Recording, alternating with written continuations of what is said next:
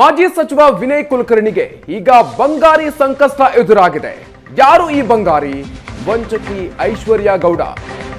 ವಂಚಕಿ ಐಶ್ವರ್ಯ ಗೌಡ ಪತಿ ಬಳಸ್ತಾ ಇರುವಂತಹ ಕಾರನ್ನು ವಿನಯ್ ಕುಲಕರ್ಣಿ ಈಗ ಬಳಸ್ತಾ ಇದ್ದಾರೆ. ಪೊಲೀಸರಿಂದ ವಿನಯ್ ಕುಲಕರ್ಣಿಯ ವಿಚಾರಣೆ ನಡೆಸುವಂತಹ ಸಾಧ್ಯತೆ ಇದೆ. ಈ ಪ್ರಕರಣಕ್ಕೆ ಸಂಬಂಧಪಟ್ಟಂತೆ ಆರ್ ನಗರ ಪೊಲೀಸರ ತನಿಖೆಯಲ್ಲಿ ಕಾರ್ ಕಳ್ಳಾಟ ಬಯಲಾಗಿದೆ. ಐಶ್ವರ್ಯ ಹರೀಶ್ ದಂಪತಿಯ ಜೊತೆ ವಿನಯ್ ಕುಲಕರ್ಣಿ ವ್ಯವಹಾರವನ್ನ ಹೊಂದಿದ್ರ? ಹಾಗಾದ್ರೆ ವ್ಯವಹಾರ ಇತ್ತ ಇಲ್ಲ ಸ್ನೇಹ ಮಾತ್ರನ ಅನ್ನುವಂತ ಹಿನ್ನೆಲೆಯಲ್ಲಿ ವಿಚಾರಣೆ ನಡೆಸುವ ಸಾಧ್ಯತೆ ಇದೆ. ವಿನಯ್ ಕುಲಕರ್ಣಿಗೆ ವನಿತಾ ಐತಾಳ್ ಕೂಡ ಸ್ನೇಹಿತೆ ಅನ್ನುವಂಥ ವಿಚಾರ ಕೂಡ ತನಿಖೆಯ ಸಂದರ್ಭದಲ್ಲಿ ಗೊತ್ತಾಗಿದೆ. ಈ ಪ್ರಕರಣದ ದೂರುದಾರೆ ವನಿತಾ ಐತಾಳ್ ಕೂಡ ವಿನಯ್ ಕುಲಕರ್ಣಿಗೆ ಸ್ನೇಹಿತೆ ಅನ್ನುವಂಥ ವಿಚಾರ ಆರ್ ನಗರ ಪೊಲೀಸ್ ತನಿಖೆಯ ಸಂದರ್ಭದಲ್ಲಿ ಈ ವಿಚಾರ ಗೊತ್ತಾಗಿದೆ. ವಿಚಾರಣೆಯ ಭೀತಿಯಲ್ಲಿ ಈಗ ಮಾಜಿ ಸಚಿವ ವಿನಯ್ ಕುಲಕರ್ಣಿ ಇದ್ದಾರೆ. ಈ ಪ್ರಕರಣಕ್ಕೆ ಸಂಬಂಧಪಟ್ಟಂತೆ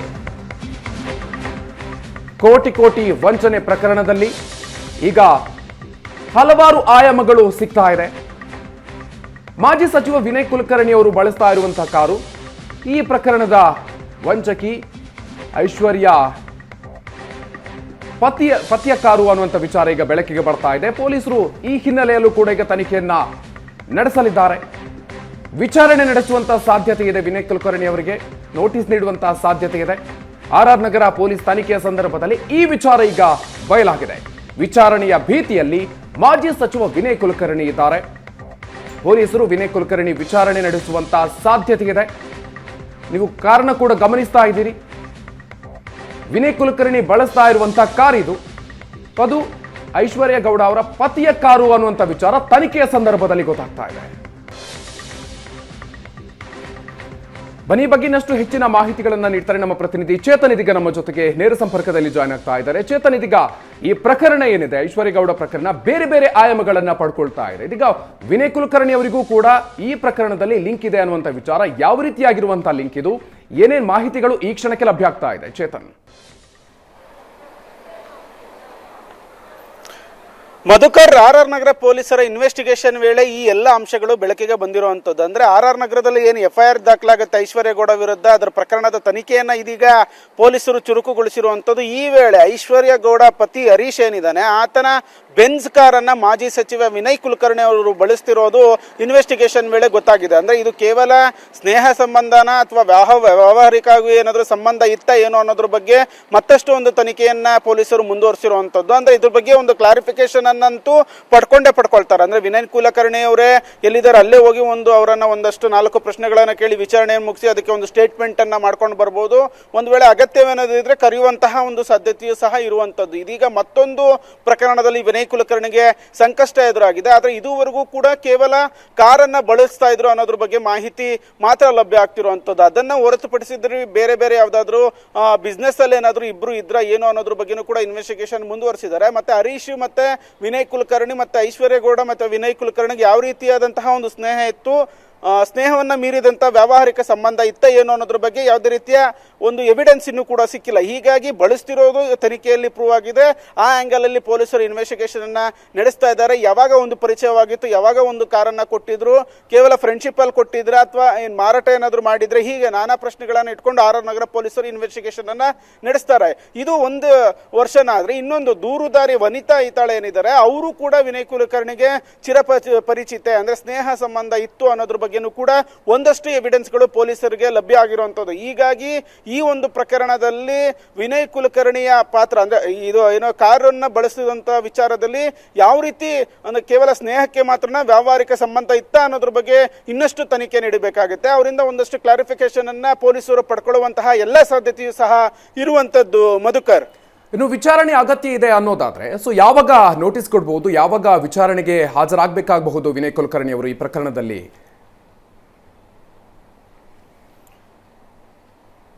ಅಂದ್ರೆ ಈ ಪ್ರಕರಣದಲ್ಲಿ ಪರ್ಟಿಕ್ಯುಲರ್ ಆಗಿ ಅವ್ರಿಗೆ ನೋಟಿಸ್ ಕೊಡುವಂತಹ ಸಾಧ್ಯತೆಯೂ ಇಲ್ಲ ಅಂತ ಕಂಪ್ಲೀಟ್ ಆಗಿ ಹೇಳಕ್ಕಾಗಲ್ಲ. ಅಂದ್ರೆ ಕೇವಲ ಹರೀಶ್ ಅಂದ್ರೆ ಐಶ್ವರ್ಯ ಗೌಡ ಪತಿ ಹರೀಶ್ ಕಾರನ್ನ ಅಂದ್ರೆ ಬೆನ್ಸ್ ಕಾರನ್ನ ಮಾತ್ರ ವಿನಯ್ ಕುಲಕರ್ಣಿ ಬಳಸ್ತಿದ್ರು ಅನ್ನೋದು ಇನ್ವೆಸ್ಟಿಗೇಷನ್ ವೇಳೆ ಗೊತ್ತಾಗ್ತಿರೋವಂಥದ್ದು. ಯಾಕಾಗಿ ಬಳಸ್ತಿದ್ರು, ಏನಾದರೂ ಗಿಫ್ಟ್ ಆಗಿ ಕೊಟ್ಟಿದ್ರ ಅಥವಾ ಏನು ಕಾರನ್ನ ಬಳಸೋ ವಿಚಾರಕ್ಕೆ ಮಾತ್ರ ಈ ಒಂದು ರಿಲೇಶನ್ಶಿಪ್ ಸೀಮಿತವಾಗಿತ್ತ, ಅದನ್ನು ಬಿಟ್ಟು ವ್ಯಾವಹಾರಿಕ ಸಂಬಂಧ ಏನಾದರೂ ಇತ್ತ, ಹೀಗೆ ನಾನಾ ಆಂಗಲ್ಗಳಲ್ಲಿ ಇನ್ವೆಸ್ಟಿಗೇಷನ್ ನಡೆಸಬೇಕಾಗತ್ತೆ. ಇದಕ್ಕೆ ಇನ್ನಷ್ಟು ಒಂದು ಎವಿಡೆನ್ಸ್ ಅನ್ನ, ಪುರಾವೆಗಳು ಒಂದ್ ವೇಳೆ ಇದ್ರೆ ಅದನ್ನೆಲ್ಲವನ್ನೂ ಕೂಡ ಕಲೆಕ್ಟ್ ಮಾಡ್ಕೊಳ್ಬೇಕಾಗತ್ತೆ. ನೋಟಿಸ್ ಕೊಟ್ಟು ವಿಚಾರಣೆಯನ್ನ ನಡೆಸುವಂತ ಸಾಧ್ಯತೆನ ಅಲ್ಲಗಳೆಯುವಾಗಿಲ್ಲ. ಆದ್ರೆ ಈ ಪ್ರಕರಣದಲ್ಲಿ ವಿನಯ್ ಕುಲಕರ್ಣಿಗೆ ಅವ್ರು ಎಲ್ಲಿದ್ದಾರೆ ಅಲ್ಲೇ ಹೋಗಿ ಒಂದು ಸ್ಟೇಟ್ಮೆಂಟ್ ಅನ್ನ ಮಾಡ್ಕೊಂಡ್ ಬರುವಂತಹ ಸಾಧ್ಯತೆಗಳು ಹೆಚ್ಚಾಗಿದೆ. ಅಥವಾ ದೂರವಾಣಿ ಮುಖಾಂತರನು ಕೂಡ ಈ ರೀತಿ ಕಾರನ್ನ ಬಳಸ್ತಾ ಇದ್ರಿ, ಯಾಕೆ ಬಳಸ್ತಾ ಇದ್ರಿ, ಯಾವಾಗಿಂದ ಬಳಸ್ತಾ ಇದ್ರಿ, ಎಲ್ಲೆಲ್ಲಿ ಹೋಗಿದ್ರಿ, ಕೇವಲ ಫ್ರೆಂಡ್ಶಿಪ್ ಅಲ್ಲಿ ಕೊಟ್ಟಿದ್ರ, ನಿಮ್ಗೆ ಯಾಕೆ ಈ ಐಷಾರಾಮಿ ಕಾರನ್ನ ನಿಮ್ಗೆ ಯಾಕೆ ಅವರು ಕೊಟ್ಟರು ಏನು ಅನ್ನೋದ್ರ ಬಗ್ಗೆ ಒಂದು ಕ್ಲಾರಿಫಿಕೇಶನ್ ಅನ್ನ ಪಡ್ಕೊಳ್ಬೇಕಾಗತ್ತೆ. ಅದನ್ನ ಫೋನ್ ಮುಖಾಂತರನಾದ್ರೂ ಪಡ್ಕೊಳ್ಬಹುದು ಅಥವಾ ಡೈರೆಕ್ಟ್ ವಿನಯ್ ಕುಲಕರ್ಣಿ ಎಲ್ಲಿದ್ದಾರೆ ಅಲ್ಲೇ ಹೋಗಿ ಒಂದಷ್ಟು ವಿಚಾರಣೆಯನ್ನ ನಡೆಸಿ ಅವ್ರನ್ನ ಸ್ಟೇಟ್ಮೆಂಟ್ ಅನ್ನ ಮಾಡ್ಕೊಂಡು ಬರ್ಬೋದು, ಅಥವಾ ಕರೆಸಿ ಕೂಡ ಒಂದು ಸ್ಟೇಟ್ಮೆಂಟ್ ಮಾಡಬಹುದು. ಆದ್ರೆ ಬಹುತೇಕ ಪೊಲೀಸರು ಈ ಪ್ರಕರಣದಲ್ಲಿ ಅಲ್ಲೇ ಹೋಗಿ ಅವರೊಂದು ಸ್ಟೇಟ್ಮೆಂಟ್ ಪಡೆಯುವಂತಹ ಎಲ್ಲ ಸಾಧ್ಯತೆಯೂ ಸಹ ಇರುವಂತದ್ದು. ಯಾವಾಗ ಏನು ಅನ್ನೋದು ಮತ್ತಷ್ಟು ಅಪ್ಡೇಟ್ ನಮಗೂ ಕೂಡ ಗೊತ್ತಾಗಬೇಕಾಗುತ್ತೆ. ಅವ್ರಿಗೆ ನೋಟಿಸ್ ಕೊಡುವ ಸಾಧ್ಯತೆ ತೀರಾ ಕಡಿಮೆ. ಅವ್ರು ಎಲ್ಲಿರ್ತಾರೋ ಅಲ್ಲೇ ಹೋಗಿ ಒಂದು ಸ್ಟೇಟ್ಮೆಂಟ್ ಅನ್ನ ಮಾಡ್ಕೊಂಡ್ ಬರೋದಕ್ಕೆ ಆರ್ ಆರ್ ನಗರ ಪೊಲೀಸರು ಸಿದ್ಧತೆಯನ್ನ ನಡೆಸಿಕೊಂಡಿರುವಂತದ್ದು. ಮಧುಕರ್, ಓಕೆ ಚೇತನ್, ನಿಮ್ಮನ್ನ ಮತ್ತೊಮ್ಮೆ ಸಂಪರ್ಕಿಸ್ತೀನಿ. ಇದೀಗ ಈ ಪ್ರಕರಣಕ್ಕೆ ಸಂಬಂಧಪಟ್ಟಂತೆ ಐಶ್ವರ್ಯ ಗೌಡಾಳ ವಂಚನಿಕ ಹಾನಿ ಬಗೆದಷ್ಟು ಕೂಡ ಬಯಲಾಗ್ತಾ ಇದೆ.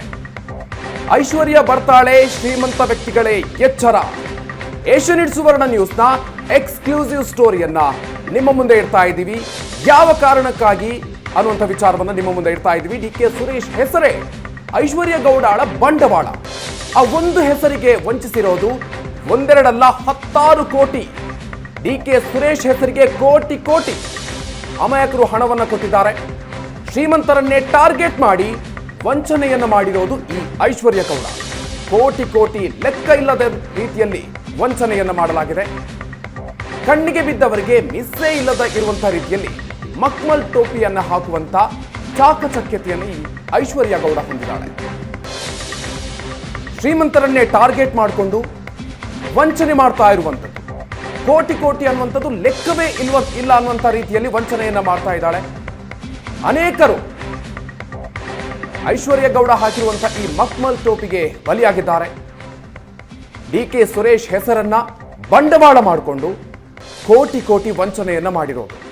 ಅದೇ ಕಾರಣಕ್ಕಾಗಿ ನಾವು ಹೇಳ್ತಾ ಇರೋದು ಶ್ರೀಮಂತ ವ್ಯಕ್ತಿಗಳೇ ಎಚ್ಚರ ಅಂತ. ಯಾವುದೇ ಸಂದರ್ಭದಲ್ಲಾದ್ರೂ ಕೂಡ ಟಾರ್ಗೆಟ್ ಮಾಡಿ, ಯಾರನ್ನಾದ್ರೂ ಟಾರ್ಗೆಟ್ ಮಾಡಿ ಅವರನ್ನ ಬಲೆಗೆ ಬೀಳಿಸುವಂತ ಒಂದು ಚಾಕಚಕ್ಯತೆಯನ್ನು ಈಕೆ ಹೊಂದಿದ್ದಾಳೆ. ಐಶ್ವರ್ಯ ವಂಚನೆ ಜಾಲದಲ್ಲಿ ವೈದ್ಯೊಬ್ಬರು ಸಿಲುಕಿದ್ದಾರೆ. ಸ್ತ್ರೀರೋಗ ತಜ್ಞೆ ಮಂಜುಳಾ ಪಾಟೀಲ್ಗೆ ವಂಚನೆಯನ್ನ ಮಾಡಿರುವಂತಹ ವಿಚಾರ. ಆಸ್ಪತ್ರೆಗೆ ಚಿಕಿತ್ಸೆಗೆ ಬರುವಂತಹ ಸಂದರ್ಭದಲ್ಲಿ ಐಶ್ವರ್ಯ ಗೌಡ ಪರಿಚಯ ಆಗಿತ್ತು. ಡಿ ಕೆ ಸುರೇಶ್ ತಂಗಿ ಅಂತ ಆ ಸಂದರ್ಭದಲ್ಲೂ ಕೂಡ ಈ ಐಶ್ವರ್ಯ ಗೌಡ ಪುಂಗಿ ಊದಿರ್ತಾಳೆ. ಗೋಲ್ಡ್ ಬಿಸ್ನೆಸ್, ರಿಯಲ್ ಎಸ್ಟೇಟ್ ಮಾಡ್ತಾ ಇರೋದಾಗಿ ಪರಿಚಯವನ್ನ ಮಾಡ್ಕೊಳ್ತಾರೆ. ಹೂಡಿಕೆ ಮಾಡಿ ಅಂತ ಹಣವನ್ನ ಐಶ್ವರ್ಯ ಗೌಡ ಬೀಕಿರೋದು. ವೈದ್ಯ ಬಳಿಯಿಂದ ಕೂಡ ಮಂಜುಳಾ ಬಳಿಯಿಂದ ಕೋಟಿ ಕೋಟಿ ವಂಚಿಸಿದ್ದಾಳೆ. 2.5 ಕೋಟಿ ಬೆಲೆ ಬಾಳುವಂತ 2 kg 350 ಗ್ರಾಂ ಚಿನ್ನವನ್ನು ವಂಚನೆ ಮಾಡಿರೋದು ಗೊತ್ತಾಗಿದೆ. ಅದರ ಜೊತೆಗೆ ನಗದು ಸೇರಿದಂತೆ ಒಟ್ಟಾರೆಯಾಗಿ 5 ಕೋಟಿ ವಂಚನೆಗೆ ಡಾಕ್ಟರ್ ಮಂಜುಳಾ ಒಳಗಾಗಿದ್ದಾರೆ. 5 ಕೋಟಿ ವಂಚನೆಗೆ ಒಳಗಾಗಿದ್ದಾರೆ. ಚಿಕಿತ್ಸೆಗೆ ಅಂತ ಬಂದಂತಹ ಸಂದರ್ಭದಲ್ಲಿ ಪರಿಚಯ ಆಗಿ ಅಲ್ಲೂ ಕೂಡ ಈ ರೀತಿಯಾಗಿ ಡಾಕ್ಟರನ್ನೇ ವಂಚನೆ ಮಾಡಿರೋದು. ಗೋಲ್ಡ್ ಬಿಸ್ನೆಸ್ ಮಾಡ್ತೀನಿ, ರಿಯಲ್ ಎಸ್ಟೇಟ್ ಬಿಸ್ನೆಸ್ ಇದೆ, ಈ ರೀತಿಯಾಗಿ ಪುಂಗಿ ಊದಿ ಹೂಡಿಕೆಯನ್ನ ಮಾಡಿಸಿರೋದು ಡಾಕ್ಟರಿಂದ ಕೂಡ. ಒಟ್ಟು 5 ಕೋಟಿಯಷ್ಟು ವಂಚನೆಯನ್ನ ಮಾಡಿರುವಂಥದ್ದು. ಡಾಕ್ಟರ್ ಮಂಜುಳಾ ಅವರ ಬಳಿ ಕೋಟಿ ಕೋಟಿ ವಂಚನೆಯನ್ನ ಮಾಡಿರೋದು ಐಶ್ವರ್ಯ ಗೌಡ ವಿರುದ್ಧ. ಇದೀಗ FIR ಅನ್ನು ದಾಖಲಿಸಿದ್ದಾರೆ ಡಾಕ್ಟರ್ ಮಂಜುಳಾ ಅವರು.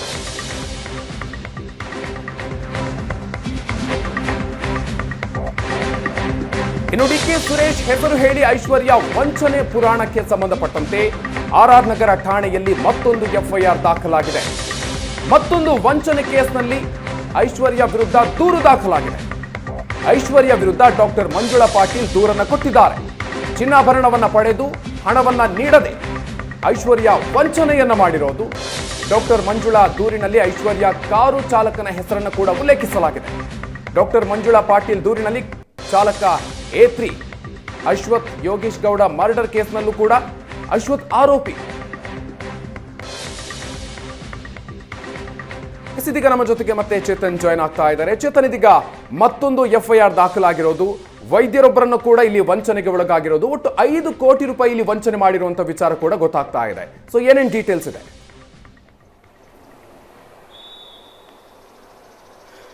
ಮಧುಕರ್, ಅಂದ್ರೆ ವೈದ್ಯ ಮಂಜುಳಾ ಪಾಟೀಲ್ ಇದೀಗ RR ನಗರದಲ್ಲಿ ಮತ್ತಷ್ಟು ಅಂದ್ರೆ ಒಂದು FIR ಅನ್ನ ದಾಖಲು ಮಾಡಿದ್ದಾರೆ. ಅಂದ್ರೆ ಅದರ ಪ್ರಕಾರ 5 ಕೋಟಿ ವಂಚನೆಯನ್ನ ಐಶ್ವರ್ಯ ಗೌಡ ಮಾಡಿದ್ಲು ಅನ್ನೋದ್ರ ಬಗ್ಗೆ ಒಂದಷ್ಟು ಎವಿಡೆನ್ಸ್ ಸಮೇತ RR ನಗರ ಪೊಲೀಸರಿಗೆ ದೂರನ್ನ ಕೊಟ್ಟಿರುವಂತದ್ದು. ಇಲ್ಲಿ ಅಚ್ಚರಿ ವಿಚಾರ ಏನಂತಂದ್ರೆ, ಈ ಒಂದು ಪ್ರಕರಣದಲ್ಲಿ ಅಂದ್ರೆ ಮಂಜುಳಾ ಪಾಟೀಲ್ ಏನು ಐಶ್ವರ್ಯ ಗೌಡ ಚಾಲಕನಾಗಿರುವಂತಹ ಅಶ್ವಥ್ ಏನಿದ್ದಾನೆ, ಆತ ಕೊಲೆ ಬೆದರಿಕೆಯನ್ನು ಕೂಡ ಮಂಜುಳಾ ಪಾಟೀಲ್ಗೆ ಹಾಕಿರುವಂತದ್ದು. ಈ ಬಗ್ಗೆ ಒಂದಷ್ಟು ಮಾಹಿತಿಯನ್ನ ಮತ್ತೆ ಕಾಲ್ ರೆಕಾರ್ಡ್ ಇರ್ಬೋದು, ಮತ್ತೆ ಅವ್ರ ಬಳಿ ಏನೆಲ್ಲ ಒಂದು ಡಿಜಿಟಲ್ ಎವಿಡೆನ್ಸ್ ಇದೆ, ಆ ಎಲ್ಲಾ ಎವಿಡೆನ್ಸ್ ಅನ್ನು ಕೂಡ RR ನಗರ ಪೊಲೀಸರಿಗೆ ಮಂಜುಳಾ ಪಾಟೀಲ್ ಕೊಟ್ಟಿರುವಂತದ್ದು. ಇನ್ನು ಇದೇ ಅಶ್ವಥ್ ಗೌಡ ವಿನಯ್ ಕುಲಕರ್ಣಿ ವಿರುದ್ಧ ಕೇಳಿ ಬಂದಿರುವಂತಹ ಅಂದ್ರೆ ಏನ್ ಬಿಜೆಪಿ ಮುಖಂಡ ಏನ್ ಯೋಗೇಶ್ ಗೌಡ ಹತ್ಯೆ ಪ್ರಕರಣದಲ್ಲೂ ಕೂಡ ಇದೇ ಅಶ್ವಥ್ ಗೌಡ 5ನೇ ಆರೋಪಿ ಆಗಿರ್ತಾನೆ. ಅಂದ್ರೆ ಅಲ್ಲಿ ಕೂಡ ಆರೋಪಿ ಆಗಿರುವಂತದ್ದು, ಈ ಒಂದು ಪ್ರಕರಣದಲ್ಲೂ ಕೂಡ ಆರೋಪಿ ಆಗಿರುವಂತದ್ದು. ಇದು ಎಲ್ಲೋ ಒಂದು ಕಡೆ ಈ ಒಂದು ಪ್ರಕರಣದ ಅಂದ್ರೆ ಹರೀಶನ ಕಾರನ್ನ ವಿನಯ್ ಕುಲಕರ್ಣಿ ಬಳಸ್ತಿದ್ರು. ಮತ್ತೆ ಇದೀಗ ಅದೇ ಒಂದು ಕೊಲೆ ಪ್ರಕರಣದ ಆರೋಪಿ A5 ಆಗಿರುವಂತಹ ಅಶ್ವಥ್ ಈ ಒಂದು ಪ್ರಕರಣದಲ್ಲಿ ಇವಾಗ ಏನು FIR ದಾಖಲಾಗಿದೆ ಇದರಲ್ಲಿ A3 ಆಗಿರ್ತಾನೆ.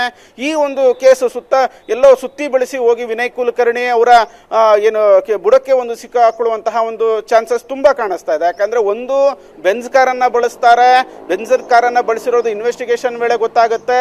ಇನ್ನೊಂದು ಈ ಒಂದು ಪ್ರಕರಣದಲ್ಲಿ ಅಂದ್ರೆ ಇದೀಗ ಮಂಜುಳಾ ಪಾಟೀಲ್ ಕೊಟ್ಟಿರುವಂತಹ ಪ್ರಕರಣದಲ್ಲಿ ಕೊಲೆ ಬೆದರಿಕೆಯನ್ನ ಈ ಅಶ್ವಥ್ ಹಾಕಿದ್ದ A3 ಆಗಿದ್ದಾನೆ. ಇದೇ ಅಶ್ವಥ್ ವಿನಯ್ ಕುಲಕರ್ಣಿ ಅವರ ವಿರುದ್ಧ ಕೇಳಿ ಬಂದಿದ್ದಂತಹ ಯೋಗೇಶ್ ಗೌಡ ಹತ್ಯೆ ಪ್ರಕರಣದಲ್ಲಿ ಪ್ರಮುಖ ಆರೋಪಿ ವಿನಯ್ ಕುಲಕರ್ಣಿ, ಇದರಲ್ಲಿ A5 ಅಶ್ವಥ್ ಆಗಿದ್ದು ಅನ್ನುವಂತಹ ಒಂದು ಮಾಹಿತಿಯು ಕೂಡ ಇದೀಗ ಲಭ್ಯವಾಗ್ತಿರುವಂತದ್ದು. Madhukar, thank you Chetan.